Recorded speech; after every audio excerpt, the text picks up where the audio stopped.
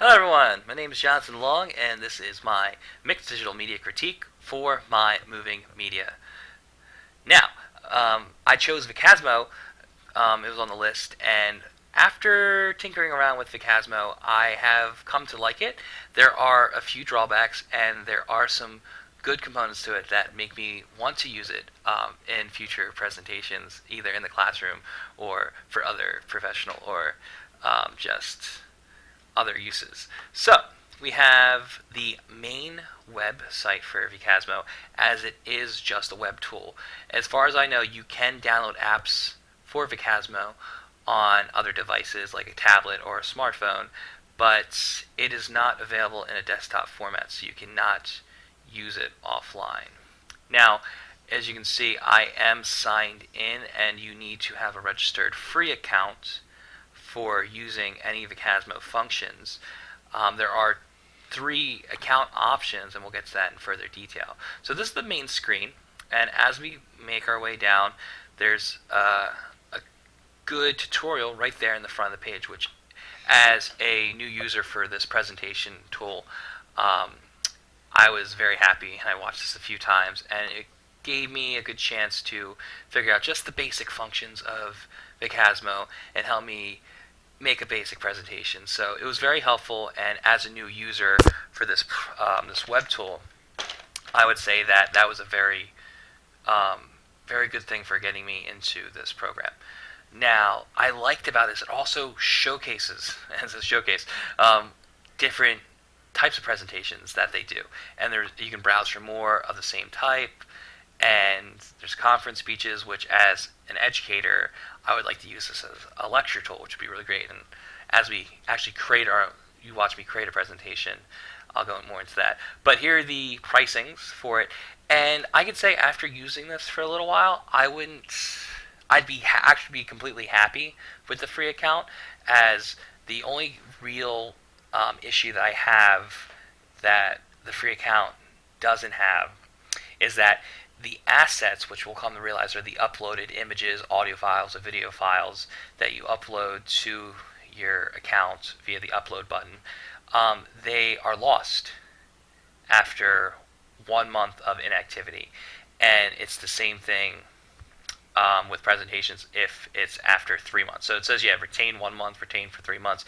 If I haven't edited or touched a presentation that I've created after 3 months of inactivity, automatically deleted from the servers, which I don't like the idea of that if I wanted to use a presentation for years and years and years to come.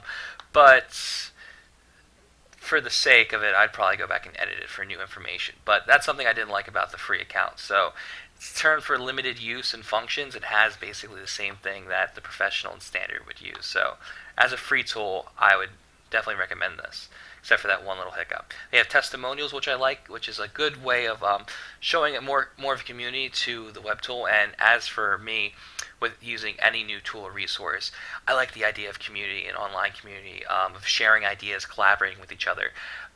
This does allow for communication, but it's more of one-sided, and there is a community comment section, but even so, that is still very limited in its functionality. I don't really see this as a web tool that you can collaborate with multiple users, so that is a drawback. Now, let's actually create something and have some fun. But before we create something, I'm going to upload just to show you how easy it is to upload.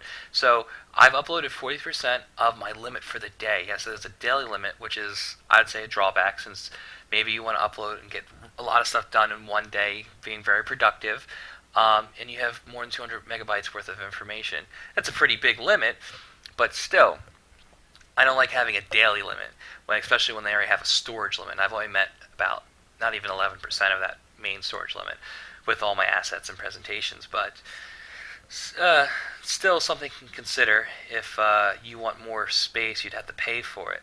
Now, I'm going to browse there we go. Browse my own library of images. I'm going to pick up on that, take a puppy, a squirrel, a sunny day, and I'm going to open it up, and I'll put it into the queue. Now, the great thing is it won't automatically download something. Say, oh, I didn't want that. I'm going to delete that. I'm going to take these things. I'll just upload the queue. And it's really quick. I like how quick the upload is, because sometimes uploading images or audio files, and I have uploaded some previous audio files already, but just to show you how quick it is to upload an audio file, I'll do that real quick. Multimedia, audio media. I'll upload instrumental. And upload.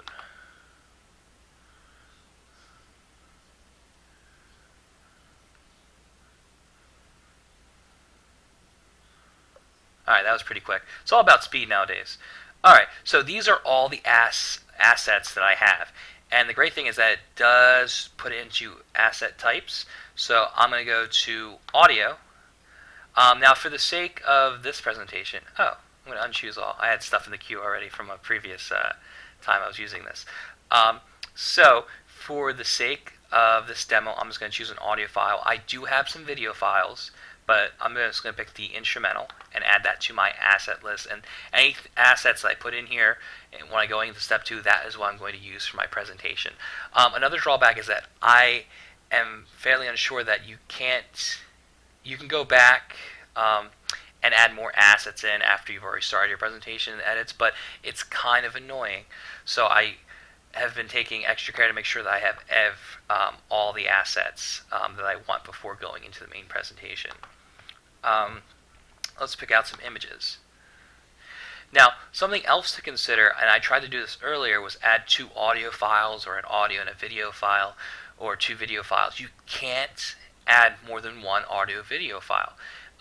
When you add an audio file, that is the only audio file that you can add, and you can't add any other video file. So it's just one and done with this presentation, which is kind of annoying if I wanted to add, if I was saying giving a lecture and I had a lecture video here and maybe another guest lecture video that I could splice in and then go back to my lecture or something like that, or if I had a 2-part lecture, I would have to have 2 different presentations for it, which is kind of annoying.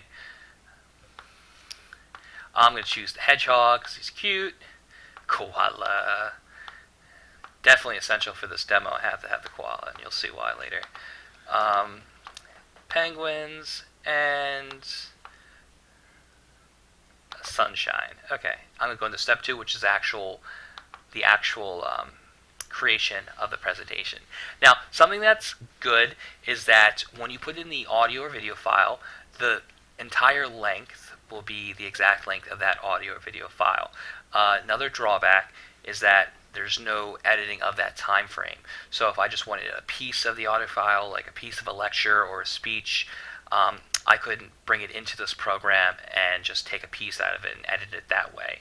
Really, the only thing that I'm editing now is the image assets that I'm putting to the moving media.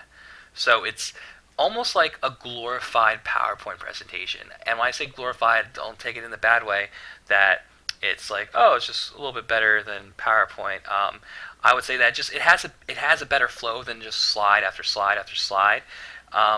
So that's nice, but the inability to edit the time is something that I didn't like in my experience. I'm going to put the volume down just to test that volume. Alright, we got that volume working. Okay, so something else is, say if I were to play the image, play the audio, and I clicked on an image. Maybe I'll click on the puppy.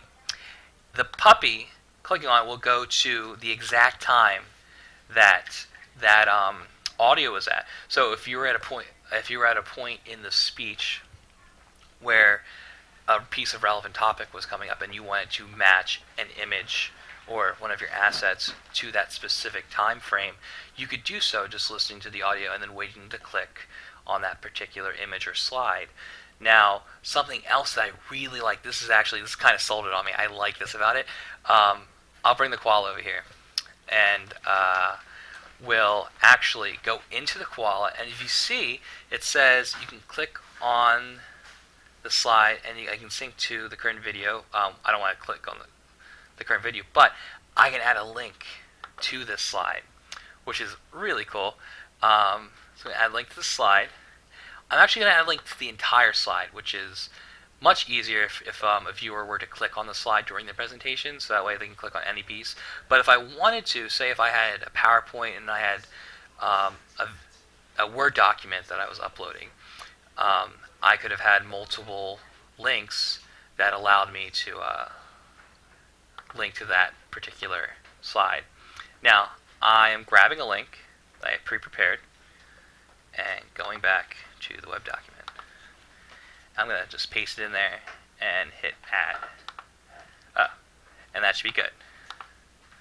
I'm going to close it, and I'm going to preview what I just did. So it's going on. We start with the first image, the hedgehog, and we go to the koala. Now, if you were doing a speech or a lecture, you could say, please pause to follow the link that I've put into the slide, and your viewers or students could do so. And look at that. Clicking on the slide takes me to a documentary about koalas. Nice and easy.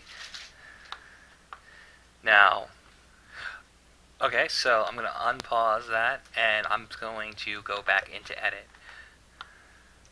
So we have the possibility for embedding links into the slides, and you can have essentially as many slides as you wanted to put into that time frame for the actual presentation.